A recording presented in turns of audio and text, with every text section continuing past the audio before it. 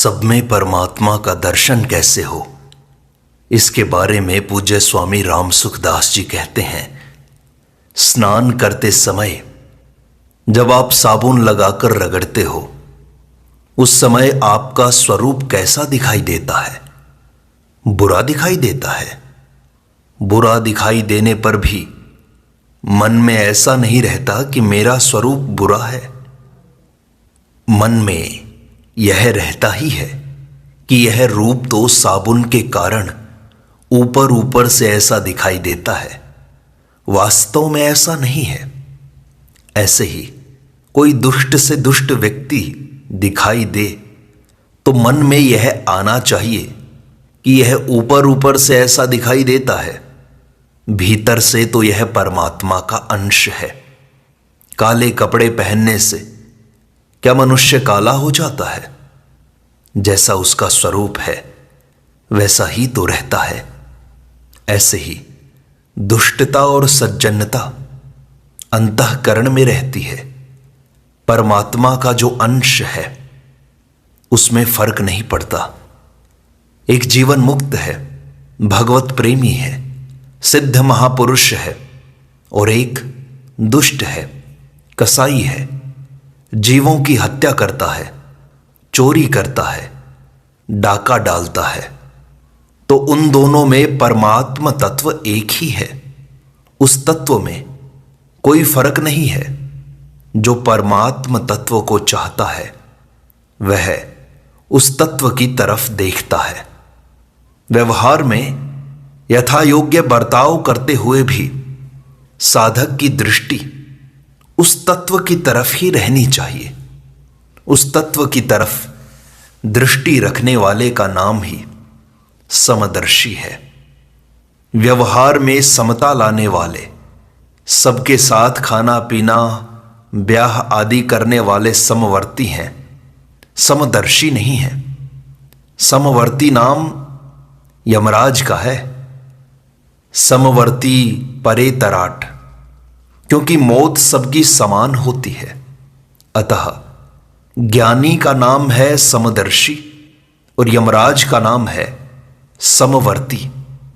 ज्ञानी समदर्शी क्यों है? क्योंकि वह सब में समरूप से परमात्मा को देखता है। दुष्ट आदमी को देखकर अगर दुष्टता का भाव पैदा होता है तो वह समदर्शी नहीं है, परमात्म तत्व का जिज्ञासु नहीं है। कम से कम उस समय तो नहीं है। एक स्थूल दृष्टांत आता है कि एक वैरागी बाबा थे। उनके पास सोने की बनी हुई एक गणेश जी की और एक चूहे की मूर्ति थी। बाबा जी को तीर्थों में जाना था। वे दोनों मूर्तियों को सुनार के पास ले गए और कहा कि इनको ले लो और इनकी कीमत दे दो, जिससे तीर्थ घूम आए। दोनों मूर्तियों का वजन बराबर था, इसलिए सुनार ने दोनों की बराबर कीमत कर दी। बाबा जी इस पर चिढ़ गए कि जितनी कीमत गणेश जी की उतनी ही कीमत चूहे की। ऐसा कैसे हो सकता है? चूहा तो सवारी है और गणेश जी उस पर सवार होने वाले हैं, उसके मालिक हैं। सुनार बोला कि बाबा जी, हम गणेश जी और चूहे की कीमत नहीं करते, हम तो सोने की कीमत करते हैं। सुनार मूर्तियों को नहीं देखता, वह तो सोने को देखता है। ऐसे ही परमात्म तत्व को चाहने वाला साधक प्राणियों को न देखकर उनमें रहने वाले परमात्म तत्व को देखता है। परमात्मा सबके भीतर है। यह बहुत ऊंचे दर्जे की चीज है। उतना न समझ सको तो इतना समझ लो कि सब परमात्मा के हैं। यह सुगमता से समझ में आ जाएगा कि ये जितने प्राणी हैं सब परमात्मा के हैं। परमात्मा के हैं तो ऐसे क्यों हो गए कि ज्यादा लाड़ प्यार करने से बालक बिगड़ जाता है? ये परमात्मा के लाडले बालक हैं, इसलिए बिगड़ गए हैं। बिगड़ने पर भी हैं तो परमात्मा की ही। अतः उनको परमात्मा की समझकर ही उनके साथ यथा योग्य बर्ताव करना है। जैसे हमारा कोई प्यारा से प्यारा भाई हो और उसको प्लेग का रोग हो जाए तो प्लेग से परहेज रखते हैं और भाई की सेवा भी करते हैं। जिसकी सेवा करते हैं वह तो प्रिय है, पर रोग हमें प्रिय नहीं है, इसलिए खान पान में परहेज रखते हैं। ऐसे ही किसी का स्वभाव बिगड़ जाए तो यह बीमारी आई है, विकृति आई है। उसके साथ व्यवहार करने में जो फर्क दिखाई देता है वह केवल ऊपर ऊपर का है, भीतर में तो उसके प्रति हितैषिता होनी चाहिए। भगवान सबके सुहृद है, सुहृदम सर्वभूतानाम। ऐसे ही संतों के लिए आया है कि वे संपूर्ण प्राणियों के सुहृद होते हैं। सुहृदः सर्वदेही नाम।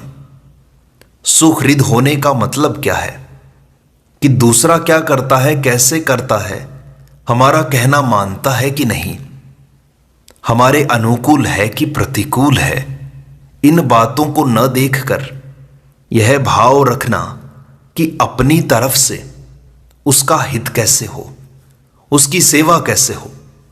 हां, सेवा करने के प्रकार अलग अलग होते हैं। जैसे कोई चोर है, डाकू है, उनकी मार पीट करना भी सेवा है। तात्पर्य है कि उनका सुधार हो जाए, उनका हित हो जाए, उनका उद्धार हो जाए। बच्चा जब कहना नहीं मानता तो क्या आप उसको थप्पड़ नहीं लगाते? उस समय क्या आपका उससे वैर होता है? वास्तव में आपका अधिक स्नेह होता है, तभी आप उसको थप्पड़ लगाते हैं। भगवान भी ऐसा ही करते हैं।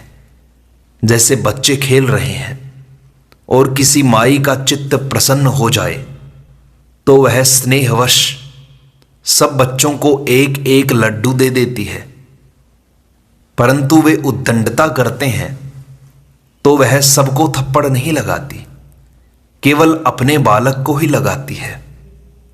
ऐसे ही भगवान का विधान हमारे प्रतिकूल हो तो वह उनके अधिक स्नेह का, अपनेपन का द्योतक है।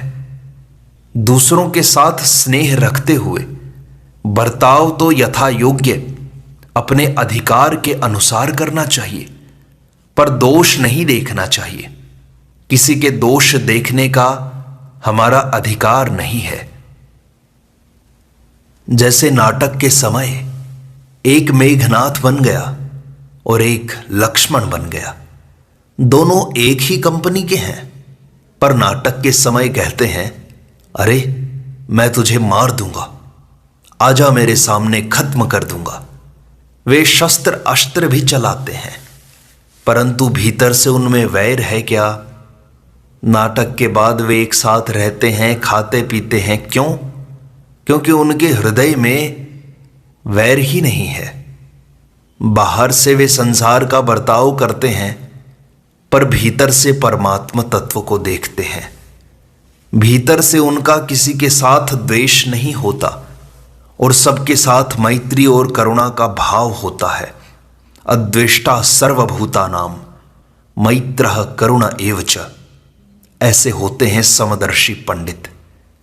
अब प्रश्न है कि हमारी दृष्टि सम कैसे हो, हम कैसे सब में परमात्मा को देखें। एक तो आप में यह बात दृढ़ता से रहे कि मैं तो साधक हूं, परमात्म तत्व का जिज्ञासु हूं, और एक यह बात दृढ़ रहे कि सब में परमात्मा है। सब में परमात्मा को कैसे देखें, इस बात को थोड़ा ध्यान से सुने। मनुष्य है, इसमें जो है पना है, सत्ता है, वह कभी नहीं मिटती। वह बुरा हो या भला हो, दुराचारी हो या सदाचारी हो, उसमें जो है पना है वह मिटेगा क्या? बढ़िया से बढ़िया चीजों में भी वह है पना है, और कूड़ा करकट आदि में भी वह है पना है। उन चीजों का रूप बदल जाता है, पर है सत्ता नहीं बदलती। कूड़ा करकट को जला दो तो वह राख बन जाएगा, उसका रूप दूसरा हो जाएगा, पर उसकी सत्ता दूसरी नहीं हो जाएगी। वह सत्ता परमात्मा की है। उस सत्ता की तरफ दृष्टि रखो। जो परिवर्तन होता है वह प्रकृति में होता है। आपको संक्षेप से प्रकृति का स्वरूप बताएं तो एक वस्तु और एक क्रिया, ये दो प्रकृति हैं। वस्तु भी बदलती रहती है और क्रिया भी बदलती रहती है। यह बदलना प्रकृति का है। आप प्रकृति के जिज्ञासु नहीं हैं, परमात्मा के जिज्ञासु हैं। अतः बदलने वाले को न देखकर रहने वाले परमात्मा को देखो। संसार है, मनुष्य है, पशु है, पक्षी है, जीवित है, मृत है, इसमें तो फर्क है, पर है में कोई फर्क नहीं पड़ता। नफा हो गया, नुकसान हो गया, पोते का जन्म हुआ, बेटा मर गया, तो नफा नुकसान में, जन्मने मरने में फर्क है, पर दोनों के ज्ञान में कोई फर्क नहीं पड़ा। न उस वस्तु की सत्ता में फर्क पड़ा और न आपके ज्ञान में फर्क पड़ा। व्यवहार तो स्वांग के अनुसार ही होगा। हम साधु हैं तो साधु की तरह स्वांग करेंगे, गृहस्थ हैं तो गृहस्थ की तरह स्वांग करेंगे। सामने जो व्यक्ति है, परिस्थिति है, उसको लेकर बर्ताव करना है, परंतु भीतर से, सिद्धांत से यह रहे कि सब में एक परमात्म तत्व की सत्ता है। सत्य रूप से, ज्ञान रूप से और आनंद रूप से सब में परमात्मा ही परिपूर्ण है। एक काल्पनिक सत्ता होती है और एक वास्तविक सत्ता होती है। पैदा होने के बाद होने वाली सत्ता काल्पनिक है और पैदा न होने वाली अर्थात नित्य रहने वाली सत्ता वास्तविक है। जैसे बालक पैदा हुआ तो पैदा होने के बाद बालक है ऐसा दिखाई देता है। पैदा होने से पहले वह बालक नहीं था, बालक होने के बाद फिर वह जवान हो जाता है। इस प्रकार यह बदलने वाली काल्पनिक सत्ता प्रकृति की है। मूल में परमात्म तत्व की वास्तविक सत्ता है जो कभी बदलने वाली नहीं है। परमात्म तत्व का जिज्ञासु उस न बदलने वाली सत्ता को देखता है और संसारी आदमी बदलने वाली सत्ता को देखता है। एक की दृष्टि पारमार्थिक है और एक की दृष्टि सांसारिक है। जैसे स्थूल दृष्टि से मां, बहन और स्त्री एक समान ही दिखाई देती हैं, पर भाव दृष्टि से देखें तो मां, बहन और स्त्री तीनों अलग अलग दिखाई देती हैं। बाहर की स्थूल दृष्टि तो पशु की दृष्टि है, मनुष्य की दृष्टि नहीं है। साधक की दृष्टि तत्व पर रहती है, इसलिए वह सब जगह एक ही परमात्मा को देखता है। भगवत गीता में आया है, यो माम पश्यति सर्वत्र सर्वं च मयि पश्यति तस्याहम न प्रणश्यामि स च मे न प्रणश्यति।